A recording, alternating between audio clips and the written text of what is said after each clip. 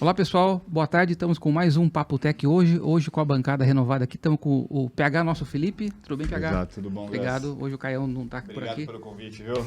Eu que agradeço. Vamos tornar o podcast mais presença. legal do que com o Caio, né? Vamos em frente, Bora. Vai ser fácil, sim. Vai ser fácil, tá fácil demais. Isso. Hoje a gente está com uma pessoa especial aqui, o Ramon Bortolin, ele é gerente de engenharia no Nubank, e a gente vai estar um papo bem legal aqui, falando sobre gerações, liderança em geral, então vai ser bem proveitoso. Obrigado, Ramon, pela presença. Eu que agradeço. Obrigado, Ramon. Legal. Ramon, queria entender de você um pouquinho o seu histórico profissional, como é que você caiu nesse mundo louco de TI aí, para chegar até os dias de hoje, como foi? Tá, vamos lá. Eu comecei a faculdade ali em 2008, porque naquela época eu achava que eu entendia computador, né? Fuçava computador e tudo mais. E fiz engenharia da computação, uma faculdade pequena ali do Ipiranga, em São Paulo, chama Unify, Centro Universitário Assunção. E aí comecei minha área com suporte, sistemas, suporte a sistemas, infraestrutura, banco de dados e afins. E passei por vários mercados, né? Desde birô de crédito, indústria, escritório de advocacia, call centers e afins. E ali, mais ou menos em 2011 ou 12, eu trabalhava numa empresa, e só que eu tinha uma facilidade de conversar com as pessoas, principalmente com os estagiários e tal. E foi ali que, na época, meu diretor começou a falar, começa a tomar conta ali e tal. E foi quando eu comecei a me desenvolver um pouco mais na liderança. Sem querer, né? Mas por se destacar, já vai caindo contigo. Na né? real, é porque saber conversar, né? Sim, sim. E aí, fiquei um tempo fazendo isso, depois eu voltei para uma empresa que eu trabalhava como gerente. E nessa empresa era uma indústria bem pequena, minha equipe era bem reduzida, acho que tinha 2 pessoas. E aí, alguns terceiros, porque a gente cuidava de RP também. E aí, foi numa época que o mercado começou a ficar bem ruim para as indústrias. Foi fazendo shrink da empresa, até que o momento que eu virei o Equipe. Então, eu cuidava de infra, de Linux, de Windows, de RP, de banco de dados e afins. E nesse meio tempo, eu comecei a estudar um pouco mais sobre liderança. Querendo ou não, foi algo que me chamou a atenção mais do que o técnico. Nessa época, eu tirei certificação de SQL, tirei do RP e tudo mais. Mas sempre falo, não é o técnico que me chama tanta atenção, sabe? Que me dá a gana. E ali em 2013, 14, acho que 15 talvez, eu fui trabalhar numa empresa que era um e-commerce. E aí eu fui como coordenador. Eu fui para coordenar uns times de suporte. E ali o time basicamente cuidava só de suporte. Então foi onde eu comecei a aprender um pouco mais sobre liderança, sobre começar a botar na prática, né? Ali eu comecei meu MBA na FGV, em gestão de TI, e fui me desenvolvendo o time, as pessoas, fui entendendo a importância do desenvolvimento de profissionais, fui entendendo comecei a entender a importância de turnover, foi quando eu comecei a aplicar metodologias ágeis, que até então era só para desenvolvimento, né, na época, para operações, né, para infraestrutura, para suporte como um todo. Passado um tempo, fui para outra empresa, na época o Mercado Livre.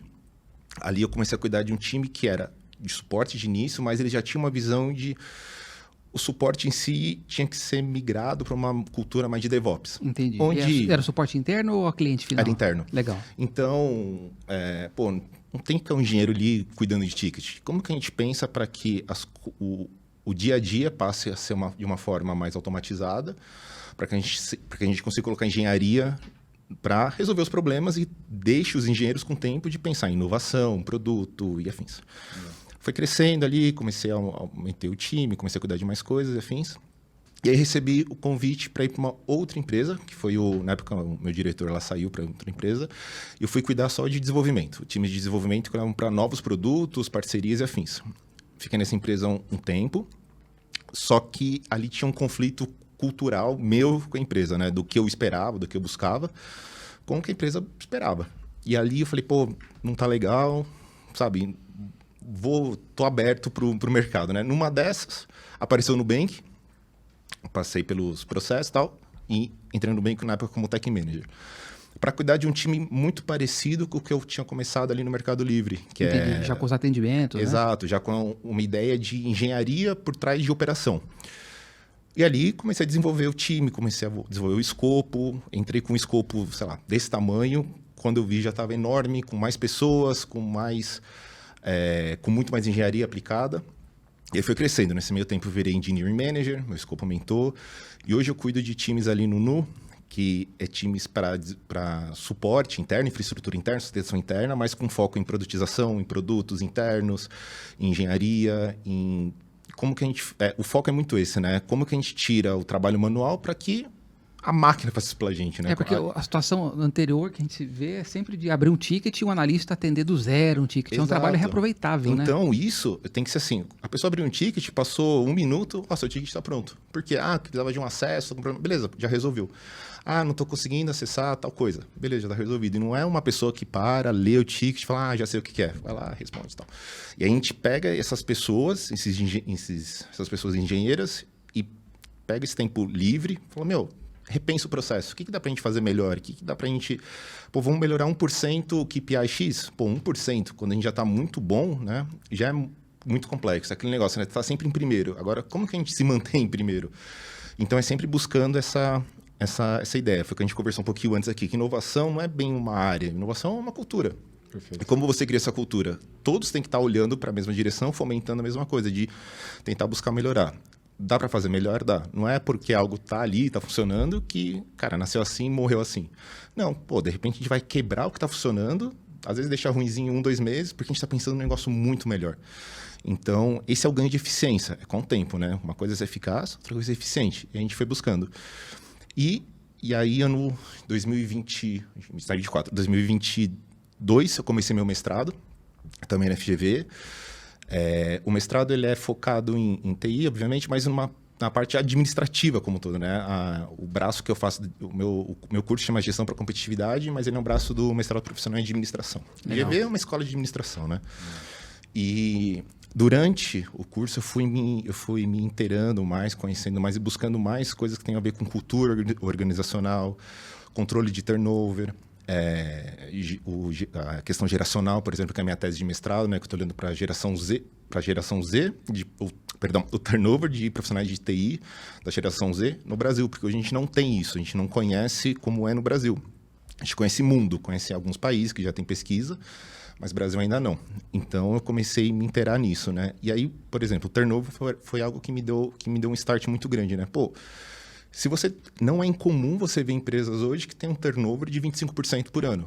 Quando você fala de uma empresa que tem um turnover de 25% por ano, a gente está falando que em 4 anos você trocou a empresa inteira. Um papel de pão. Por ano de empresa. Exato. E aí, o que quer dizer? Que as pessoas que desenvolveram a estratégia são diferentes das que estão aplicando a estratégia a nível tático, que são diferentes das que vão manter, que vão ser diferentes das que vão colher o resultado esperado, enfim.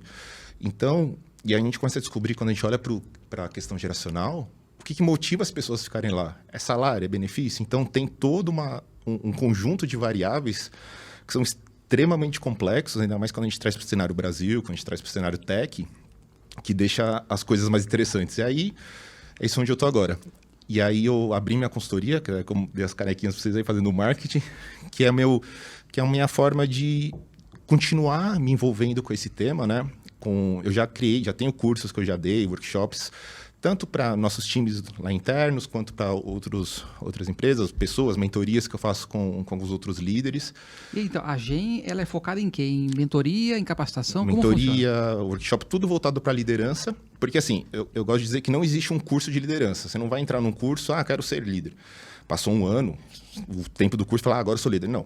Liderança é um conjunto de ferramentas, né? Um conjunto de expertises que você mixa elas e ali você monta a sua estratégia de liderança, como você vai liderar.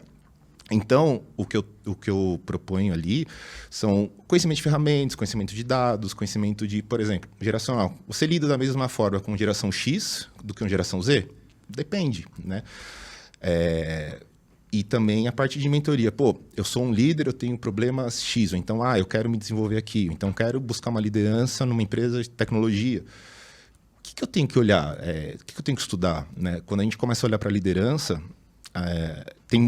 antigamente, né, a gente tiver muito assim, quem que é o gerente? O gerente era a melhor pessoa na expertise técnica. Por exemplo, um desenvolvedor. Ele pode ser o melhor, mas ele não necessariamente vai ser o melhor em liderança. Porque, cara, às vezes você é bom em um ou em outro. Exato. Porque quando você muda para liderança, o seu foco de estudo muda. Não é só você, pronto, agora eu sou líder. Não, cara, você tem que entender várias coisas que são os soft skills que a gente fala, né? Mas hoje a gente consegue estudar. Então, cara, perfil, one-on-one, por exemplo. Como que você dá um feedback legal para a pessoa? Como você fomenta uma pessoa que ela quer crescer, uma pessoa que quer crescer muito rápido e não quer crescer tão rápido. Você tem approaches diferentes, né? E muito disso, antigamente, era muito no empírico. Ainda é. Mas hoje a gente já tem ferramentas, já tem meios de buscar como que a gente entende melhor isso, né? Como que a gente se torna um líder um pouco mais eficiente nesse ambiente que é o VUCA, né? Que já morreu esse termo VUCA, também. Mas cada hora inventam umas siglas diferentes, né? Então, cá estou nesse... Legal. E, Ramon, quando na Gen Consulting, quando você atua, o foco é mais empresas ou pessoas mesmo? Você vai no CPF mesmo? Vai ambos os casos. Legal. Ambos os casos, porque no fim do dia são pessoas, né? Quando a gente olha para uma empresa, a gente está olhando para pessoas que estão fazendo algo. Então, pode ser desde uma empresa que olha e fala assim, Ramon, vem aqui, sei lá, faz uma mentoria com os meus líderes. Ou pode ser uma pessoa que está num momento de transição de carreira, sou uma pessoa especialista, mas sempre quis ser líder. E aí, também é um trabalho nosso de falar, você quer ser líder mesmo e pelo quê? Porque tem gente que vem da cultura antiga e quer ser líder para mandar, para tomar decisão. E a gente aprende... Só por estar em evidência, né? Porque, é o cargo, né? Porque a gente... Chegou uma hora que eu entendi que o líder é que toma menos decisão ali, né? Ele vai ajudar, fomentar, chegar no lugar, mas... Se eu sou líder e tenho engenheiros bons, eu não coloquei engenheiros bons para fazer algo, para eles pensarem em algo. Então, uma parte da decisão é deles. Então, como a gente vai chegar no objetivo, a parte do tático, de construir a estratégia para que a gente alcance o objetivo, é um trabalho compartilhado. Não é do líder, do manager, enfim. É uma equipe sempre. Perfeito. E, Ramon, como que foi sua jornada ali a partir do momento que você se identificou como um líder, de fato, atuando nas empresas? Você buscou conhecimento, você buscou curso... especialização ou só foi depois ali fazer uma pós-graduação? Cara, mestrado, como foi? Você entra num mundo que você... é aquele negócio, né? Que a ignorância é uma bênção, né? Quanto mais você aprende, mais você sabe que você não sabe nada. Exato. Então, eu comecei... Como eu acho que todo mundo começa assim, né? Pelo menos na minha geração. Comprei livro. Comecei a estudar livro, aí eu vi um tema legal, ia atrás, li bastante. E aí caí no MBA. Quando eu caí no MBA... o MBA eu digo que é um cinto de utilidades ali. O que isso quer dizer? Que você não necessariamente vai usar tudo que você aprendeu ali, mas você sabe onde buscar. Então, por exemplo, tive uma aula que eu lembro até hoje, eu peguei até P2 dela, que foi de contabilidade. Para fazer de novo, né? Para fazer, para aprender. Eu odeio contabilidade. Mas, por exemplo, hoje se eu pegar um balanço da empresa, um balanço da área e tal, vou bater o olho e falar, putz, o que é esse negócio mesmo? Eu já sei onde buscar, já consigo entender. Mas ali me abriu o leque de opções para eu correr atrás, para eu aprender, para buscar. Então, o que me ajudou muito no MBA? É a parte de liderança como um todo, né? De conversar, de comunicação, de entender o poder da comunicação, né? Que existem as formas que você fala, né? A gente ouve muito que tem aquele 70, 30, 15, sei lá, que o que você fala, gestos e tonalidade. Isso é um estudo muito antigo, que já existe outros tantos que refutaram. Mas ainda assim a gente tem as formas de falar que é importante. Então, como você faz o approach, né, no one-on-one? Você tem que passar um feedback negativo. Qual que é o momento da pessoa? A pessoa tá com... o cachorrinho tá dodó e tá no veterinário. Cara, você não vai dar feedback para essa pessoa nessa hora, porque ela vai ouvir e falar, ferrou, além do meu cachorro doente, você mandar embora. Então, tem várias coisas que você tem que ir estudando, o tátil até, dos momentos, e tem, assim, N boas fontes, né? Tanto livro, vídeos, podcast. Hoje tem uma ferramenta, assim, um leque de opções fantásticos. Então, mas voltando ali, né? Comecei procurando livros. Dos livros, em algum momento cheguei no MBA, e do MBA, aí foi livro, comecei a pesquisar mais. No YouTube, hoje com os TED Talks, por exemplo, da vida, você tem bastante coisa legal ali. E isso vai, cada lugar que você vai abrindo uma portinha nova que você vai entrando. Uma coisa que, por exemplo, eu lembro hoje, eu li o Banquete, do Platão, que ali é o método socrático perfeito, né? Aí, quando eu terminei o livro, falei, método socrático, eu vi isso no MBA. Aí fui atrás. Aí comecei a cair em livros de aprender a fazer pergunta. E aí eu comecei a lembrar, eu tive bons gestores que você montava uma apresentação perfeita, eu falava, fechei todos os pontos. Ele te fazia 2 perguntas, você falava, filha da mãe, como que ele chegou nisso? Você fala, pô, ele não respondeu, ele não falou o que eu tinha que fazer, mas ele me perguntou de um jeito que fez eu repensar o bloco inteiro, sabe? Então, uma coisa vai levando a outra, sabe? Você vai abrindo vários caminhos. Legal. E falando de gerações, Ramon, eu tive minhas crenças limitantes também, né, do passado, de que você poderia ficar velho para TI e tudo mais. Eu era refém do meu tempo também, mas hoje a gente já percebe a realidade. Ninguém está velho para TI. Tem muito, o mercado absorve todo tipo de mão de obra, com linguagens antigas, linguagens novas. Então é um mercado gigante, inclusive de outras áreas, né, das outras engenharias. Como é que você vê essa questão de ter um time diverso em gerações e em outras questões de diversidade também? É um desafio no fim do dia, mas ele é muito valoroso, né? Eu falo que as gerações mais antigas têm o poder do cabelo branco. Porque o que eu aqui no auge dos meus 35 anos, achando que eu manjo tudo, cara, esse cara já viu o que eu tô fazendo, ó, várias vezes. Aí, eu falo, pô, é uma experiência fantástica. E se essa pessoa vem se adequando, né, ao mercado, o que eu quero dizer que se adequar ao mercado? Entender como o mercado está funcionando, saber que ele não trabalha naquele mesmo esquema quadrado de 20 anos atrás e que as coisas mudaram, as pessoas mudam também, ele vem evoluindo junto. Cara, esse é um profissional que acaba virando uma mosca branca no mercado. Eu tenho exemplos distintos, né? Então, eu tenho jovens de 19 anos que entrou como... 18. Que entrou como jovem aprendiz para trabalhar comigo. E, cara, o cara é um trator. Aprende, começou a estudar inglês do zero ali, que trabalhando com a gente, já se vira falando inglês, corre atrás, já está buscando se desenvolver como desenvolvedor. E eu tenho uma outra pessoa que tem 46, 45 anos, que, cara, ele virou praticamente, durante em um momento muito transitório do time, ele virou, cara, ponto de referência. Porque, pô, ele é um arquiteto de soluções fantástico. Então, quando a gente olha hoje para a questão geracional, a gente tem 3 gerações no mercado de trabalho mais fortes, né? Que são a X, a Y, os Millennials, e a Z. Hoje, se eu não me engano, no Brasil, a Y é a maior força de trabalho ainda, mas até 2030 vai ser o Z. O Z, né? O que está entrando agora, né? E aí, o que a gente faz? Como que a gente converge, né, as três gerações? Então, é uma geração motivada por outros propósitos, né? Então, mas... Sim, mas os milênios já começaram a construir isso. Porque, assim, quando a gente olhava para os baby boomers, né, ali, eram pessoas que entravam numa empresa, ficavam a vida inteira naquela empresa. Carreira, né? Exato, que eles queriam. Cara, eles queriam ter uma casa, ter uma família, ter 3 filhos, um cachorro... E aposentadoria. Uma aposentadoria. Aí, beleza. Vieram o X, que é a geração... acho que dos anos 60, mais ou menos, eu não lembro agora, porque cada escola fala... Acho que acaba em 81, a X, alguma coisa assim. Depende da escola que você olha, mas é por aí.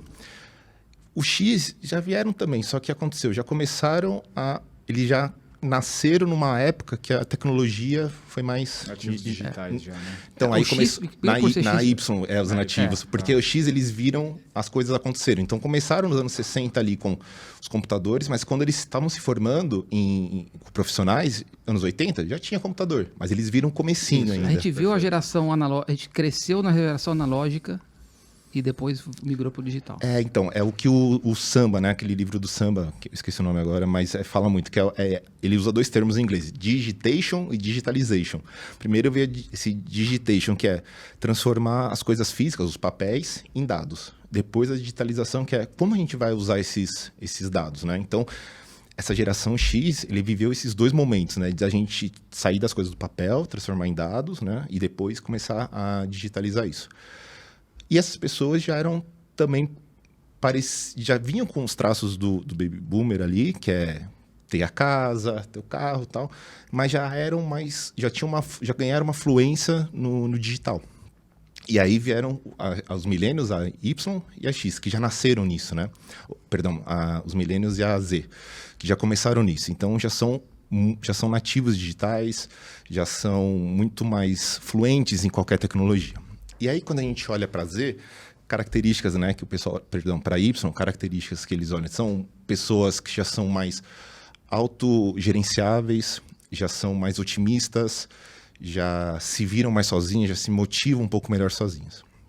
E aí, quando a gente olha para o Z, o que essa pessoa quer? Ela já é mais impaciente, já é mais ansiosa, ela não quer esperar muito. Resultado mais imediato, Resultado mais imediato. e ela quer ter o sentimento de desenvolvimento, de crescer. Então, assim, como a gente talvez um Y, né, quando a gente vai pensar em motivação, talvez o Y ainda, né, os milênios, ainda sejam motivados pelo salário. Né? Pô, eu tenho um salário de 10 mil aqui. Eu vou sair para esse lugar para ganhar 11. A empresa é mais legal e tal. Pô, talvez não, momento de vida e tal. Os baby boomers não, porque eles não iam sair da empresa, provavelmente. Os X também não iam, porque salário ainda era uma motivação muito grande. Agora o Z vai falar, tá, vou ganhar 11, mas, pô, que tecnologia que vocês usam? Como que é a flexibilidade? Teve tem que alinhar o pessoal também, né? Não só o profissional. Exato. Teve um estudo que a Microsoft faz a cada 2 anos, fizeram em 2022, que eles olharam 31 países, um monte de gente, 3 mil, 30 mil pessoas. É muito grande o estudo. As gerações especial a Z, todas, a grande maioria, na pergunta que é, você pretende mudar de emprego no ano que vem? A maioria responde que sim, e porque está buscando modelos mais híbridos. Então, assim, a geração Z, uma coisa que ela valoriza muito é a flexibilidade. Então, se ela não quer entrar às 9 às 18, ela não quer ter que bater ponto, ela não quer falar assim, não, tenho que começar às 9, a meio-dia eu paro, almoço, 1 hora eu volto, às 18 eu vou embora. Não, ela quer falar assim, hoje eu vou começar às 10. Porque minha primeira reunião é às 10. Vai às 10, fala, pô, minha reunião acabou 11h30, vou pra academia, volto com alguma coisa, fiz 1h30 de almoço, tá? Vou trabalhar tarde, ou aí, pô, paro um pouco mais cedo, depois volto um pouco mais tarde. Então, elas querem essa flexibilidade. Aí você tem a flexibilidade associada a esse imediatismo, né? Então, você vai falar para uma pessoa da geração Z, então, fica aqui, porque daqui a 5 anos você vai ser gestor. O cara fala, cara, quem disse que eu quero ser gestor? Não sei nem o que eu quero fazer no que vem. Não sei nem se quero ficar nessa empresa. Né? Não sei, porque, pô, o que vocês vão fazer daqui a 5 anos, sabe? Isso conversa com o meu propósito de vida. Então, quando você olha para Y, em especial a Z também, são pessoas que estão mais preocupadas com causas sociais. Então, pô, às vezes a pessoa está numa empresa porque, pô, nessa empresa eu consigo, introduzir pessoas ao mundo financeiro, então educação financeira, porque, pô, eu acho legal ter essa consciência de classe, consciência econômica. Isso conversa. Então, geração, as mais antigas, não. É muito comum você ver no mercado de trabalho ou principalmente conversas informais, galera mais velha, né, de gerações X, boomers e tal, fala, não, essa molecada aí é tudo mimimi. Por quê? Porque esse pessoal está preocupado com coisas que são aquém do trabalho ali, que estão fora do trabalho. Então, pô, quantas pessoas pretas nós temos no trabalho, na empresa? Então, eu olho para o lado, pô, não vejo nenhuma pessoa preta no mesmo nível que eu, ou então lá em cima. Eu não vejo pessoas LGBTQIA+. Então, as pessoas têm essa consciência de classe. Por quê? Isso está sendo mais conversado, coisa que antigamente não era. De novo, antes do mundo da internet, era tudo nichado. Então, assim, pô, eram as pessoas que frequentavam os bares, os clubes e afins que criavam aqueles nichos sociais. Hoje não. Hoje, né, a gente tem interação com o mundo inteiro. Então, a parte da consciência das gerações mais novas, ela é muito forte também por causa disso, porque hoje o assunto é mais difundido e as pessoas entendem, né? Independente se a pessoa veio de uma classe, veio de um berço mais abastado ou não, começam a ter. Isso eu estou falando no geral, né? A gente tem, obviamente, pontos fora da curva para ambos os lados. Então, quando a gente está olhando para as multigerações dentro do ambiente de trabalho, a gente tem que entender também o que motiva elas. O que motiva? Geração mais antiga, de repente, é crescimento, é estabilidade, benefícios, por exemplo. Pô, eu já sou uma pessoa de 30, 40 anos, eu tenho uma esposa, ou então tenho um marido, e tenho 2 filhos. Pô, quais são os benefícios que eu tenho nessa empresa? Você não tem custo nenhum de plano de saúde para você e para sua família. Pô, interessante. O salário é legal também, a pessoa às vezes se motiva nisso, ela passa pelos perreios do dia a dia com foco nisso. Final do mês eu vou ganhar minha graninha ali. Geração Y, por que ela está ali? Ela está ali porque ela está crescendo, ela se sente que está se desenvolvendo. Se em algum momento ela fala, pô, minha carreira estagnou e não é o momento que eu gostaria de estagnar, vou embora. A geração Z pode estar pensando assim, pô, tá todo mundo usando, sei lá, o que a gente estava falando no caso do Nubank, tá todo mundo usando o Clojure. Pô, aqui tá usando .NET ainda? Não, velho. Eu vou buscar aprender isso aí e vou para outro lugar.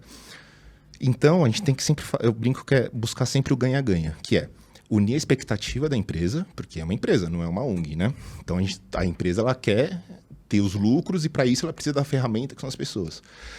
E a gente precisa alinhar com a expectativa da pessoa, o que cada um quer. E aí o papel da liderança está perto, porque você não... por exemplo, se eu tenho vocês dois como liderados, de repente o PH é diferente de você, no sentido de carreira. Tem um livro que é o Empatia Assertiva, em português. Em inglês é Radical Candor. Ela fala, a autora ela traz um exemplo que é muito bom. Existem 2 tipos de profissional. Tem o rockstar, né, e o rocketstar, né, o superstar, perdão. Rock de pedra mesmo, que a pessoa está num momento de vida que ela não está buscando uma evolução tão grande. Então, o que ela pode estar pensando? Pô, é um pai que acabou de ser... um homem que acabou de ser pai. Pô, eu quero ficar com minha esposa, com meu marido, eu quero ficar com a minha filha, com meu filho. Eu quero voltar a estudar aqui, me interessar por algumas coisas que não estão ali no trabalho. Então, essa pessoa não está buscando aquela ascensão profissional. Ou pode ser um superstar, que é a pessoa que está correndo atrás. Então, pô, é uma pessoa jovem, acabou de se formar, falou, eu quero virar um sênior daqui 2 anos. E ela vai ralar de estudar. O approach é o mesmo? Não. Né? Como que você desafia uma pessoa que quer ser desafiada e como você desafia uma pessoa que não está buscando esse desafio, digamos, esse peso maior, você não vai esticar ela tanto, né? Então, se você como líder não tem um approach aberto com o seu liderado, para que o seu liderado fale para você, falar, pô, não é o momento que eu quero agora de crescer. Porque na nossa cultura, a pessoa que não está buscando crescer é acomodado. Não está saindo da zona de conforto. Aí começa os coaches da vida, né? Busca o desconforto. Não, cara, a pessoa só... não é o momento dela, porque se você... Ela pensa assim, pô, se me esticar mais, eu vou quebrar tudo. Não vou ser um bom pai, um bom marido, uma boa mãe, um bom filho, um bom amigo. Não vou ser... vira um pato, né? Faz tudo mal feito. Do mesmo jeito que a pessoa quer ser desafiada, como você desafia essa pessoa ao ponto que você faz um agreement com ela? Fala, eu vou te esticar. Mas chegar num ponto que você fala assim, pô, vou começar a derrubar os pratinhos, você me avisa, porque é a hora que a gente para, entende e traça os próximos planos. Porque essa pessoa pode pensar também, não, se eu falar que tá muito difícil, vai achar que eu sou fraco, eu não dou conta. Então, esse approach do líder para o liderado é muito importante. E também nunca é uma via de mão única, nunca é o liderado para você. Você também tem que ser ter essa abertura, né? E como criar essa abertura? Pois é. A abertura é algo que você conquista. Para você conquistar, você também tem que ceder, né? Então, quando você é o líder e precisa construir essa liderança com alguém, esse approach, a pessoa tem que saber que você é uma pessoa, que você é vulnerável. Então, eu lembro de várias vezes durante minha carreira que eu cheguei para o meu time e falei, pessoal, no meu Performance Cycle, por exemplo, eu preciso me desenvolver nesse tema. Pô, quando vocês virem isso acontecendo mesmo no dia a dia e tal, passa por mim só pelo... Não é que eu estou fazendo microgestão, é porque eu preciso entender ter um pouco mais desse domínio de negócio, por exemplo, tecnologia, para que isso para que eu me desenvolva melhor. E o time falou, legal, vamos junto. E a gente foi fazendo isso junto. Outra coisa importante, né? A pessoa não se sentir julgada. Então, assim, a gente está numa reunião, teve aquele quebra-pau e tal, acabou a reunião, chega para a pessoa e fala, pô, rapidinho, chega aqui, deixa eu te dar um feedback rápido. Nessa situação X, o lance da empatia assertiva não, comunicação não violenta, né? Mas é bem parecido. Nessa situação X, você fez assim, assim, assado, pô, isso foi muito legal. Mas, nesse approach aqui, talvez você pudesse vir de uma forma diferente. E por quê? Que gera engajamento com stakeholder, enfim, evita ruído e tal. Então, e outra coisa importante também é entender a pessoa e o momento. Eu tenho um caso que é muito bom, eu tive um liderado, ele já era mais velho também, acho que já devia estar uns 45, 46 anos, que todo one-on-one, tudo estava lindo. Fulano, como é que tá o trabalho? Não, tá da hora, tá legal. Como é que tá a sua evolução? Não, tá indo bem. Ele tinha um desafio muito grande, né? Que ele estava num momento que a empresa cobrava muito que as pessoas se desenvolvessem em desenvolvimento, e ele nunca teve contato e tal, para ele era algo muito novo. Mas o one-on-one sempre estava lindo. E você sabia que não estava, você via na cara dele que não estava. E na época, esse cara, ele morava em Presidente Altino, em Osasco. E a gente brincava que ele era o prefeito de Altino, que todo mundo conhecia. Aí eu marquei um dia one-on-one com ele, marquei 2 horas de one-on-one, foi 2 horas e meia de one-on-one, uma coisa assim, numa terça-feira. Aí ele falou, não, Ramon, 2 horas e meia mesmo? Eu falei, mas tá sem sala de reunião. Eu falei, não, tudo bem, me encontra aqui na frente da salinha e tal. Encontrei com ele, a gente foi pro estacionamento, falou, onde a gente vai? Eu falei, a gente vai fazer uma one um pouco diferente. Peguei ele, levei num bar que tem ali em Altino, que é o bar que tinha uma Presidente Altino também, ou alguma coisa assim. A gente botou lá 2 cervejas, uns pastel na mesa. Cara, esse cara se abriu, que nem em determinado momento da conversa se abriu. E não porque ele tinha bebido, nada disso, a gente tomou uma cerveja, mas porque ele falou, pô, eu não tô num ambiente corporativo, sabe? De novo, uma geração mais antiga, que Acostumada a não reclamar, não expor Não, fragilidade, né? ainda mais numa sala dentro da empresa. E dali para adiante, os one-on-ones começaram a ser muito melhores. Ele começou a ser mais aberto porque ele já tinha falado de uma dificuldade, fraqueza, incerteza dele, e a gente começou a trabalhar em cima disso. Todo caso vai resolver assim? Não, mas foi um caso que fez um approach diferente. Então, você tem que buscar, talvez, a gente fala muito de sair da caixa, né? Mas não, é só você mudar o ambiente, às vezes, mudar a forma da gente conversar, de como conversar. No começo do remoto, isso foi difícil também. Pô, como a pessoa vai fazer um one-on-one, se abrir, começar a criar um approach com liderado, com líder novo, pela câmera, sabe? Então a gente começou também a ter que se adaptar a isso, que foi algo novo. Hoje eu não entendo mais como um desafio grande, uma dificuldade, porque todo mundo se adequou. E voltando ali sobre a parte do líder também se expor, né? É uma conversa que tem que ser franca. Então, durante um bom tempo, quando eu tinha meus liderados eram um número menor, eu marcava uma reunião perto ali da época de Performance Cycle, que eu chamava de corredor polonês, que era uma reunião de meia hora, falar, pessoal, tudo que tá bom, a gente já vem conversando, tá legal, eu já sei. Mas agora eu quero que vocês foquem em coisas que eu podia estar fazendo e não estou fazendo, coisas que eu estou fazendo e vocês acham que eu deveria estar fazendo, ou coisas construtivas no geral. A gente vai fazer as rodadas lá, cada um falar alguma coisa. Chegou um momento que o pessoal falava, porra, não tem mais nada para falar. Eu falei, não, tudo bem, não tem nada para falar, não precisa ficar caçando pelo em ovo. E qual era o intuito ali? Uma era eu aprender um pouco mais sobre mim também, mas isso já vinha acontecendo dentro das reuniões de one-on-one, então não era nenhuma novidade. Mas mostrar ali para a galera também que, pô, não tem problema o líder ali se expor, porque eu tinha engenheiros desde o mais júnior ali até engenheiros mais sênior. Então muito é pelo exemplo também, né? Então, quando o pessoal vê que o colega ali está se esforçando, está indo bem e tal, ele é reconhecido, também vê quando uma pessoa não está tendo um desenvolvimento tão bom e ela é deixada de lado. Então, pô, se ele viu que uma pessoa que não está tendo um desenvolvimento legal, que está num ciclo de performance mais baixo, mas que o manager está ali perto, olhando, cuidando, fala, pô, peraí, eu acho que eu posso confiar nessa pessoa, né? Tá. Igual quando a gente fala de microgerenciamento. Microgerenciamento é um negócio péssimo, mas ele é uma ferramenta que é acordado. Então, por exemplo, o PH teve um ciclo ruim. Fala, PH, eu vou trabalhar bem perto de você para a gente resolver isso num tempo reduzido e a gente faz, sei lá, o plano de desenvolvimento individual, né, o PDI. E a gente vai fazendo syncs de sistema, beleza? É uma coisa acordada durante um tempo. Então, pô, toda semana, vou lá com o PH, a gente tem 2 syncs, fala, isso aqui tá legal, isso aqui não tá, tenta ir por aqui, por ali e tal. E o momento acaba, porque ele é uma situação, né? Então, a gente vai fazendo isso para que a pessoa se sinta confortável e confiante no líder e vice-versa. E aí, voltando para a geração Z, por exemplo, é uma geração que se abre muito mais fácil. A Y também, porque a Y, os millennials, quando chegaram, eles começaram a meio que não ligar para a autoridade. O cara é o diretor, blá, blá, blá. Meu, a nível mundial, obviamente, né, quando a gente estuda, geração Y começou a falar, I don't care, sabe? Tipo, não importa quem ele é. Não põe mais no pedestal, né? Você tá perguntando, eu vou responder.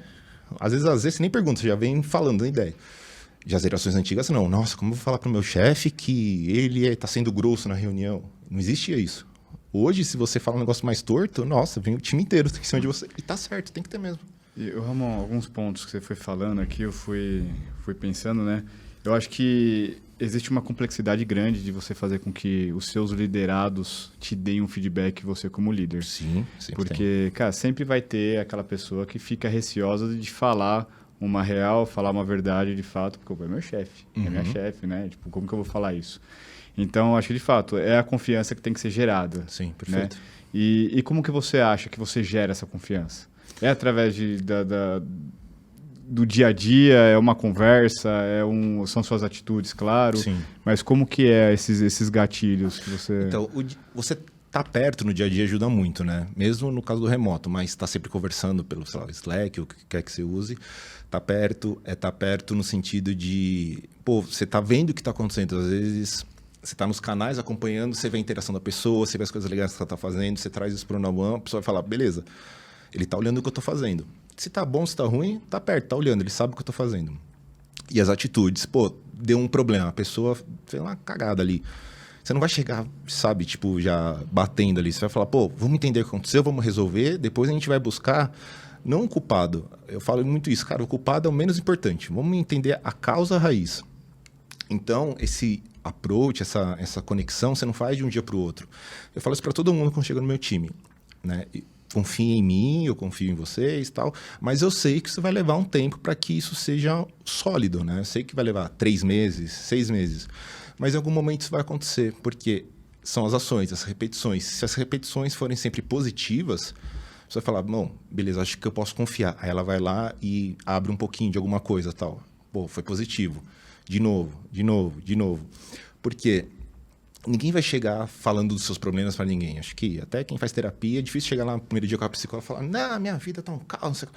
Vai indo aos poucos, porque você vai pegando a confiança. Quando a pessoa se sente confiante em abrir com você e vice-versa, ela também fala, pô, ele também vem aqui falar do que não foi bom no ciclo, ele vem aqui, ele fala do resultado do performance cycle dele, pô, é meu líder. A pessoa fala, pô, tem alguma conexão que talvez eu consiga tirar o proveito, que é o proveito sempre positivo, e me desenvolver. E aí vai se criando isso. E é importante, sobre os gatilhos que você falou, é ver as coerências, né? Do que a pessoa faz, né, no dia a dia, de como são as atitudes dela, versus o que ela fala. Porque se não tem uma coerência, ela fala assim, por exemplo, no time aqui, pô, todo mundo ninguém compartilha, ninguém, sei lá, ensina nada. Mas você vê que no dia a dia, essa pessoa também não vai atrás, ela não busca, e talvez ela também não faça isso, tem algo errado ali. E poucas vezes é algo proposital. A maioria das vezes é visão. Então, a gente brinca muito de colocar o binóculos, né? Tira o meu, coloco nela. Ó, olha como eu estou enxergando aqui.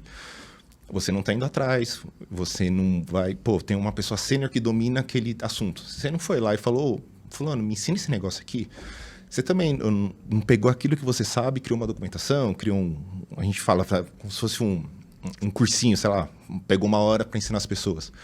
Então, a gente também tem que buscar sempre essa coerência, trazer essas coerências. E aí, a pessoa começa a entender que você está perto, que você está olhando, que você está cuidando. A pessoa vira para você no ano e fala assim, eu queria me desenvolver mais em redes, por exemplo. Fala, legal, vou ver o que vai acontecendo ao longo do tempo. Em determinado momento, você acha uma oportunidade, fala assim, pintou o projeto X tal, quer chegar junto para pelo menos aprender? Pô, legal. Então, assim, a pessoa entende que você está ali olhando por ela, buscando. A pessoa tem que ver que você está olhando sempre, fazendo aquela relação de ganha-ganha que eu falei, as expectativas dela com a da empresa. Isso é muito claro, porque você também tem que dar visibilidade. Por que aquela pessoa está fazendo aquilo que ela está fazendo? Por que a pessoa está executando determinada tarefa, determinado projeto? Por quê? Quando chegar no... Tem coisas que vêm top-down, ou coisas que precisam fazer de forma, emergencial, né? Por que a pessoa vai falar, pô, eu vou parar meu dia, eu vou atrasar meu trabalho, então vou trabalhar até mais tarde só porque o Ramon tá vindo aqui falar que tem que fazer? Não, ela tem que falar, pô, se o Ramon veio falar que tem que fazer, tem alguma coisa por trás. Em algum momento ele vai falar, tal, porque agora tá na fogueira, tal. Essa pessoa começa a trabalhar por você também, não só por você, como pelo time como um todo. Então, essa conexão, ela é sempre muito valorosa. E nem sempre ela é fácil de construir, como a gente veio conversando. Então, mas vale muito do líder, da pessoa, entender entender o momento da pessoa, entender o que motiva ela, o que agrada, o que desagrada, quais são as forças motrizes dela, o que essa pessoa é boa, o que essa pessoa não é tão boa, porque você entendendo que a pessoa também não é excelência da pessoa, você traz as outras pessoas do time para que vira uma engrenagem ali, que todo mundo, quem é bom numa determinada tarefa, cubra quem não é e vice-versa. Eu acredito muito na questão de você dar função para as pessoas, né? Sim. Eu acho que nem você comentou sobre ter gerações diferentes dentro do time, o exemplo que você trouxe do arquiteto excelente que você tem, que é mais velho, etc. Eu acho que cada pessoa tem o seu ponto forte, seu ponto-chave, e, cara, é a composição de fato daquele time que faz o sucesso. Perfeito. É você, como líder, saber direcionar os esforços de cada competência de cada um para o que precisa ser canalizado, né? Isso até pra gente, tá? Então, por exemplo, eu sei que eu não sou uma pessoa que sou excelente em coisas analíticas. Cara, na época de budget, fica o cabelo em pé, assim. Pô, mas eu tenho uma manager no meu time que eu brinco que ela se deixar, ela faz budget o dia inteiro, que ela adora. Adora pegar um número, fazer Excel.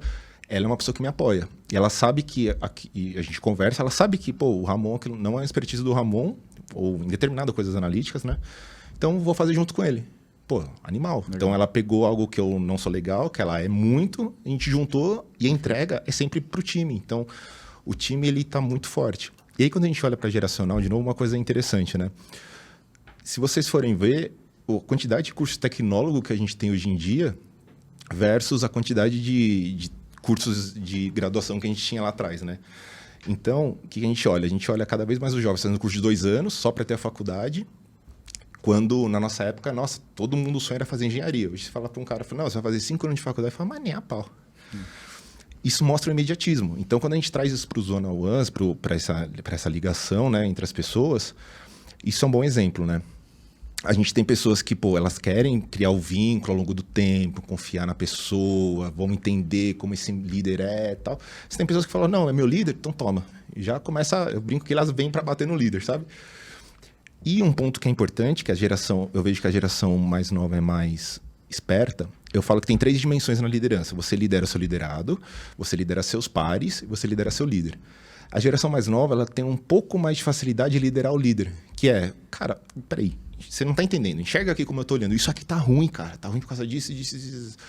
Aí ele fala, não, mas olha pelo meu lado aqui, lado organizacional. A pessoa fala, tá, mas continua ruim, o que a gente vai fazer? Aí você fica, puta, é verdade, peraí.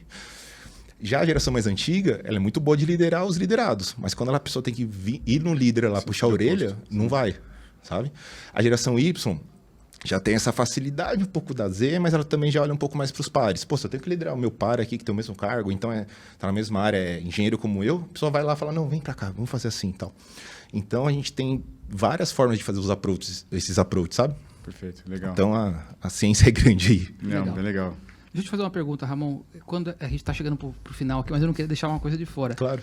A gente falou das aspirações diferentes Uhum. e tem a atuação tanto do liderado quanto com o líder e do liderado com seus pares. Quando é que acende uma luz amarela quando algo está indo mal? Tá. Ali a gente são algumas variáveis, né? Então a gente começa a olhar a pessoa desacoplada do time. Então, pô, o time se junta para fazer um dojo, se junta para fazer sei lá, pensar numa coisa, fazer um brainstorming. E essa pessoa não está junto, essa pessoa não está perto, essa pessoa entra nas reuniões, cara, câmera fechada, não fala nada. Você começa a pegar feedbacks. Então, ao longo do Zona One, você vai colhendo feedbacks de pares, né? Claro que sempre não deixando transparecer que é um feedback negativo acusatório, né? Mas pegando, falando, pô, como é que tá o time? Como é que tá?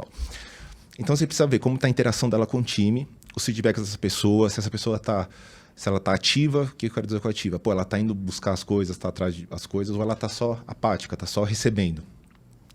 Então, fora isso, tem o lance também do comportamental. Pô, essa pessoa, como está as entregas, como está o dia a dia dela, como está a recepção dela dos feedbacks, dos one-on-ones. Então, a gente começa a olhar se essa pessoa está integrada com o time ou se ela está fazendo parte do time. Que são coisas diferentes. Uma coisa é ela ser parte do time, outra coisa é ela estar integrada com o time. Uma pessoa integrada com o time é uma pessoa que os pares frequentemente citam ela em alguma coisa. Pô, teve um projeto, a pessoa chegou junto, então a pessoa me ajudou. Nesse caso aqui eu fiz uma documentação, passei para pessoa X, que ela está se desenvolvendo e tal. E aí, quando a pessoa está mais apática, você já não ouve isso. Então, esse é um ponto. Segundo ponto é a questão comportamental. O quanto uma pessoa, às vezes, ela entrega bem, mas o quanto de barulho ela gera para entregar isso, né? É como se fosse um motor de carro ineficiente. Pô, ele anda bem, mas faz muita fumaça, muito barulho. Porque isso não é bom. Quando a gente tem uma pessoa que ela tem uma parte operacional forte, entrega muito bem e tal, mas ela não integra com o time, não faz parte do time, o time não reconhece ela como alguém efetivo no time. O lobo solitário, às vezes, né? Mas o lobo solitário ainda, ele só tá sozinho. O problema é quando ele começa a fazer barulho pro lado, porque é aquele lance da laranja podre. Pode ser nociva à cultura, né? Nociva à cultura, porque a cultura, o que é? A cultura, ela é uma coleção de pressupostos, né? O que são os pressupostos? Quando a gente olha a pirâmide de Scheinlein, então ela tem os artefatos ali em cima, que são as coisas visuais, tem os valores, que são os valores declarados, e tem os pressupostos. O que são os pressupostos? São as ações, as coisas que as pessoas daquela cultura acreditam, né, e exercem baseado nos valores e nos artefatos. Então, se a gente tem uma pessoa muito fora dessa cultura, ele é tratado como uma contracultura. E o que acontece quando tem uma contracultura numa cultura? Ou a cultura ela é muito forte e essa pessoa que não se adequou à cultura, ela não se adequa para entrar, ela acaba saindo, né? Ela ou é saída ou saindo, é expulgar. Nossa, essa palavra foi muito boa que até me enrolou. Agora, qual que é o problema? Quando a pessoa com uma outra cultura, uma contracultura, vem e a cultura não é forte, essa cultura é contaminada. Então, ela deixa de ser uma cultura que está sendo trabalhada, está positiva, para se adequar a essa pessoa de uma cultura muito forte. Então, por exemplo, você tem uma empresa que está num momento muito complicado, ou então uma equipe que está num momento muito conturbado ali e tal, e vem uma pessoa com uma cultura que não é esperada, mas ela é muito forte e tem um cargo alto, por exemplo, né? Que o Schein defende que a cultura ela é sempre de cima para baixo. Então, a cultura é sempre propagada dos founders para baixo. Então, digamos que essa pessoa virou um diretor, um gestor de uma área, ou então um engenheiro muito sênior, e essa área está num momento frágil, que a cultura está abalada. A cultura vai ser moldada àquilo. Isso, a curto prazo, pode ser efetivo, mas é a longo prazo. A gente volta no esquema do turnover, né? Você quer que essa área inteira troque em 1 ano, 2 anos? Então, a gente tem que tomar muito cuidado para entender também esses aspectos culturais o quanto uma entrega vale versus o impacto que ela gera. Porque o impacto pode ser muito negativo, de novo, a nível cultural. E quando a gente está falando de gerações mais novas, que estão sendo, que já são, né? Principalmente a Y para frente, Y e Z, que elas são a maior parte da força de trabalho, e eles estão muito focados nisso, né? Em cultura. Quantas pessoas você não ouve falar que não deixou a empresa, deixou a liderança, deixou o time, deixou a área? Por quê? Porque a cultura é ruim, a pessoa não se sente bem. Ela não fala, pô, eu venho aqui, eu gosto do meu trabalho, mas não gosto de fazer meu trabalho aqui. Eu quero fazer meu trabalho em outro lugar, só isso. Pô, aí vem alguém com uma cultura muito contrária àquilo. Essas pessoas vão sair. A gente acaba perdendo bons talentos emergentes, por conta dessa contracultura, né? Então, todos esses aspectos, se o líder não está perto do time, não está perto do dia a dia, não tem os approaches de one-on-one, não tem uma visibilidade do que está acontecendo nas interações do time, pô, tá junto nas reuniões, tá um brainstorming. Cara, você é líder, você não conhece tecnicamente assim como os seus engenheiros. Beleza, mas esteja lá, vez ou outra, para entender o que está acontecendo, colher os feedbacks da forma correta também. É muito importante para você começar a entender todas as nuances do que está acontecendo, para que você não pegue sua cultura que você trabalhou anos e simplesmente jogue fora, quebre, né? Por um motivo que poderia ter sido resolvido com muita antecedência. E até te perguntar aqui, para a gente fazer um resuminho na sua visão, uma pessoa de gerações anteriores assumindo cargos, né, de gestão, de liderança, com a galera da geração Y, e principalmente a geração Z hoje no mercado. Que dicas você daria para essa liderança, para que ela consiga saber lidar sem falar que é mimimi, sem saber que é problema? Putz, lá vem a galera mais nova, é difícil lidar com... Que dica você daria? Tem até um estudo, tem um artigo que estava lendo esses dias, né? Que a geração Y e Z, uma das estratégias interessantes é dar voz a elas, né?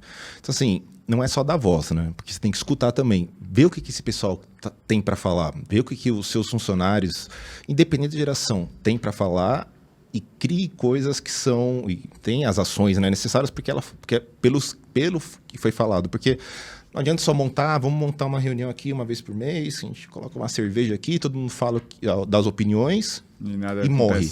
O pessoal fala, vou ficar aqui só pela cerveja, deixa lá. Quanto menos falar, mais rápido a gente vai tomar cerveja. Então, procura entender também, a gente tem N fontes, artigos, tem tanto em artigo acadêmico como paper, tanto quanto publicações super sérias que estão voltadas para, cara, você já está pronto para a geração Z? Porque existe muito essa conversa. A sua empresa está preparada para essa geração nova? O seu ambiente de trabalho, as suas políticas. Hoje, por exemplo, você chega para uma pessoa geração Z que, cara, já tem um conhecimento bom, um engenheiro muito bom, você fala assim, você vai ter que vir trabalhar todo dia. Ele vai falar, não. Você vai ter que vir trabalhar, mas de social. Ele vai falar, grande de você tomar outro não. Então, o que a pessoa quer? Eu quero trabalhar de casa, quando for para o escritório eu vou de bermuda, chinelo.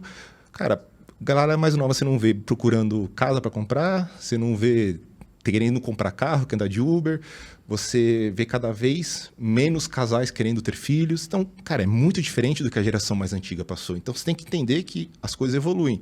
Imagina quando chegar a geração alfa, né, que são os nascidos a partir de 2011, sei lá, vai ser minha filha.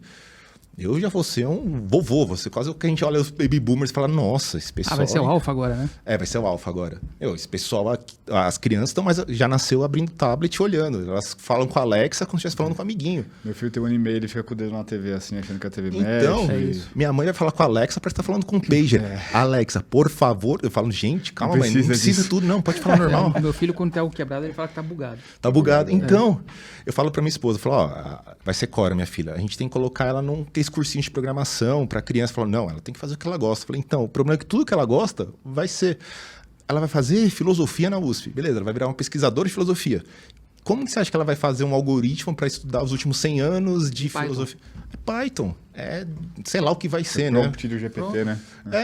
Então, tudo hoje converge. Então, as gerações mais antigas têm que entender que hoje é tudo mais rápido, muito mais fluido e muito mais dinâmico. E a geração mais nova, ela entende que, cara, a independência financeira é legal. A geração mais nova não é que ela quer trabalhar de qualquer jeito. Ela fica muito feliz quando ela entrega algo legal, porque ela fala, me desenvolvi, fiz um negócio, nossa, um rocket science aqui. Só que ela não vai matar a vida pessoal dela por isso. Ela não vai trabalhar todo dia até 8 da noite, não vai trabalhar de final de semana, não vai se matar de estudar. A gente está falando de faculdade. Você não, cara, o meu mestrado em TI tem 2 pessoas de TI. As outras 15 pessoas da minha turma são pessoas de áreas que se ligam, mas que querem entender mais tecnologia para usar a nível estratégico. Então, até a formação acadêmica em tecnologia, ela está diminuindo. Porque quando você vai fazer uma faculdade, você vai aprender uma tecnologia lá que já foi estudada, tem artigos científicos para virar uma matéria universitária. Mas para um artigo científico chegar nesse nível, só de estudo, publicação, foi 2 anos. Em 2 anos já fizeram coisa nova. Então, é muito mais fácil você abrir um YouTube e falar, pegar uma formaçãozinha aqui, vou fazer. Então, assim, cara, a geração mais antiga que vai liderar as mais novas, tem que entender essa volatilidade muito alta. E escutar, ser uma escutativa e gerar ações baseadas no que foi ouvido é muito importante. E uma coisa que eu prezo muito com meus liderados, né? Principalmente com meus managers. Cara, você tem que trazer mais do que eu te levo. Porque se eu estou te levando mais do que você está me trazendo, significa o quê? Que eu estou te demandando. Eu quero que você me traga o que está acontecendo, o que você está pensando. Tá falando, legal. Então, você vai me usar como balizador para a gente chegar... Porque eu tenho uma visão estratégica de um nível um pouco mais alto aqui pelo cargo, pela posição, pelo conhecimento, pelo tenure time. Mas você está trazendo. Então, a gente vai pegar isso e construir, fazer algo legal. Independente... Eu tenho managers que respondem para mim, mas eu também tenho engenheiros. Engenheiros, mesma coisa. Falou, traz aí, vamos fazer, vamos bater papo. Perfeito, legal. E Ramon, você acha, até ouvindo você falar, que a galera da geração Z ela é mais focada em resultado do que em si, tipo... Eu acho que não, ela é mais focada em propósito. Porque quando você fala muito, tipo, cara, eu não vou trabalhar mais do que 8 horas, eu não vou deixar minha vida pessoal para isso. Sim. Então, de fato, é uma galera que tá mais, não é que elas trabalham menos, que elas não estão... Você tá falando no contexto corporativo, Exato. né? Ela não tá preocupada que ela vai trabalhar 8 horas. Ela vai falar assim, o que eu tenho que entregar? Tenho que entregar essa funcionalidade. Beleza, vou entregar. Mas, não vou trabalhar 8 horas por dia. Cara, vai ter um dia que eu vou trabalhar 12 que eu tô animado. Porque ela vai correr atrás dos propósitos nas outras horas. Porque fala, de segunda-feira eu tenho, sei lá, vou jogar RPG toda segunda-feira. Então ela para 4 da tarde pra ir pra casa dos amigos lá jogar RPG. Mas na terça não tem nada. Cara, terça ela deixa, sei lá, passando um jogo de basquete, tá trabalhando, sabe? Tipo, eu recebo Slack de pessoas que mandam, tipo, às 10 da noite. Porque, tava de boa aqui, vou responder. Eu sou assim, eu acordo às vezes com insônia, 4 da manhã, tem gente que manda mensagem depois pra mim. Ramon, o que você mandou Slack 4:30 da manhã? Eu falei, tava sem sono, tava bem no intervalo do meu Pomodoro. Eu falei, deixa eu aproveitar e abrir o Slack aqui. Eu brinco, né, que o Slack, eu abro às vezes o Slack mais do que o WhatsApp. Porque, de novo, tem o lance do propósito que conversa muito comigo, que eu estou fazendo algo que tem um propósito grande. Qual que é o propósito? Tem o da empresa, mas tem o meu propósito. Qual que é o meu propósito? Um dos, né? Desenvolver pessoas. Enquanto eu estou ali perto desenvolvendo pessoas, eu falo, nossa, quando eu recebo um feedback de um liderado que foi meu liderado, que já está em outra área, e fala assim, Ramon, lá atrás, você me ajudou ali. Eu falo, gostoso, né? É o salário do manager, legal. sabe, que se preocupa com isso. Então, quando a gente olha a nível de entrega, é muito mais importante, muito mais valorizado para essa geração. O que ela está sendo entregue, do que, eu trabalhei 8 horas por dia para entregar isso. E essa geração mais antiga tem que ter isso também. Falou, obviamente, né, não é a malhação, né? Não é bagunçado, mas tem que entender essa flexibilidade. Pô, tem pessoas que têm filho, que, meu filho estuda de manhã. Pô, então à tarde eu gosto de almoçar com meu filho, ficar umas 2, 3 horinhas brincando, aí ele, sei lá, vai dormir, vai fazer as atividades dele e tal. Pô, aí eu trabalho das 3 até as 8 da noite. E trabalho, geralmente essa pessoa tá motivada, porque ela fala, tô num lugar que eu posso aqui brincar com meu filho, levar na escola, sei lá, ir num jogo dele de futebol, ir na natação, ir no balé. E ainda assim eu tô sendo cobrado não pelo meu tempo online, porque meu tempo online ele pode ser de qualidade ou não, mas a entrega ela é incontestável, se ela foi de qualidade ou não. A entrega você pode falar, essa entrega tá muito boa, legal. Mas essa entrega, sei lá, deu muito bug, ou sei lá, na hora que chegou na validação, não tá legal. Isso você acontece. Agora, o tempo de qualidade, você não sabe. Às vezes a pessoa tá na reunião lá com você pensando, sei lá, na morte da bezerra. Você vê nitidamente que a pessoa não tá ali. Ou então você pode ter uma pessoa que tá super motivada porque ela trabalha nesse ambiente que proporciona que ela tenha a vida dela, sabe? Perfeito. Legal. Muito bom. Ô, Ramon, por fim, assim, a gente sempre pergunta para quem participa aqui se tem algum livro que tenha sido transformador para você, que você acha que vale a pena indicar. Seja no assunto liderança, né? Um conteúdo, né? Mas que tenha um conteúdo que seja legal de indicar. Pode ser mais de um também. Comece pelo porquê do Simon Sinek, qualquer coisa do Sinek. Eu brinco que o Sinek, se ele fala bom dia, já é algo valoroso. Ele tem essa visão de pessoas e pessoas, trabalho, empresa, tá muito legal. Do Simon Sinek, né? Simon Sinek. O segundo, que esse eu indico, geralmente eu dou para todos os managers que começam a trabalhar comigo ou pessoas que querem se desenvolver. Os 5 desafios das equipes do Patrick Lencioni. Porque a parte técnica dele, teórica, assim, é super pequenininha e ele dá todo o contexto como história. E todo mundo que lê isso, ele fala assim, nossa, nessa história o personagem X eu me vi, ou então vi o fulano. Cara, é muito legal esse livro, eu já li umas 3 vezes. Que mais? Tem um livro da Powerful, da Pat McCord, que ela foi chefe de RH do Netflix durante toda a fase de alugar DVD por e-mail. Até agora ela fala muito isso de como reduzir turnover, de segurar as pessoas, ter bons profissionais. Nesse livro foi onde eu entendi por que o Vale do Silício tirou bônus para dar RSU. Sabe? Tipo assim, você não tá dando... Você tá dando uma parte da empresa. Que se essa pessoa ficar durante 3 anos, se o trabalho dela for legal, se a empresa crescer, ela vai, em vez de ela ganhar, sei lá, $10 mil no ano, em 3 anos ela vai ganhar 100 mil, sabe? Porque a empresa valorizou. Então, eu comecei a entender. Isso é muito legal. Outro livro... a gente falou de Platão, 2 livros que é fantástico. O Mito da Caverna e O Banquete. Legal. Livros pequenos que você lê, você faz... São clássicos, né? Explode a cabeça. Que você fala, genial. E calma aí que tem... Não, livro... Tem bastante conteúdo. Livro, eu tenho muito livro.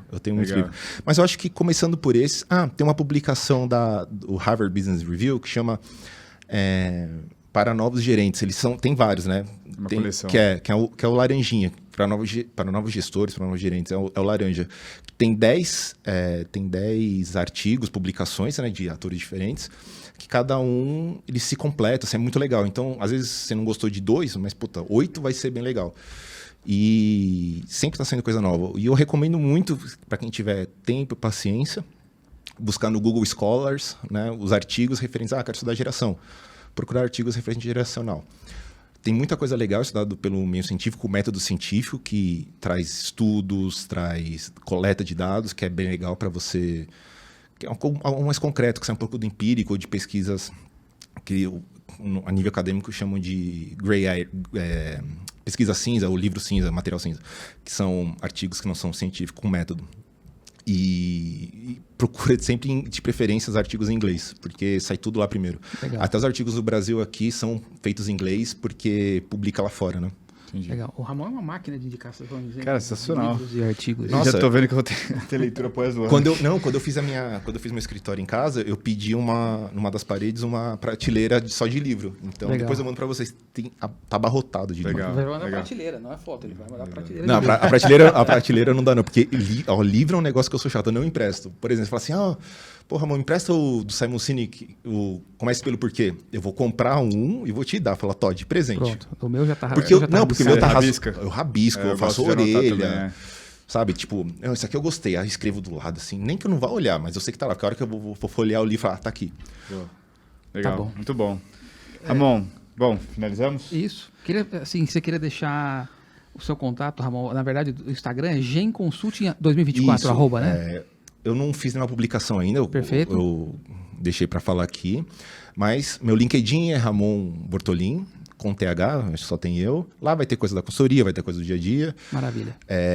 Acho que por lá é o melhor contato mesmo. Eu LinkedIn, Ramon Bortolin. eu costumo responder sempre lá. Tem bastante gente que me pergunta sobre movimento de carreira, movimento de carreira, crescimento, essa parte de, pô, quero virar líder, muito por causa das publicações. Então, sempre respondo lá. É um negócio que eu olho todo dia. Tá Legal. bom. Muito bom. Legal, obrigado Ramon, pela presença, então. eu que Obrigado, agradeço. viu, cara? Foi um prazer. Obrigado aí por compartilhar. Eu acho que foi uma baita aula pra gente. Bacana. E eu acho que tem bastante conteúdo aí pra direcionar. Sempre que precisar, tamo aí. Beleza? Tamo Tá bom. junto. Obrigado, Valeu, Ramon. viu, cara? Valeu. Obrigado, Obrigado, gente. viu?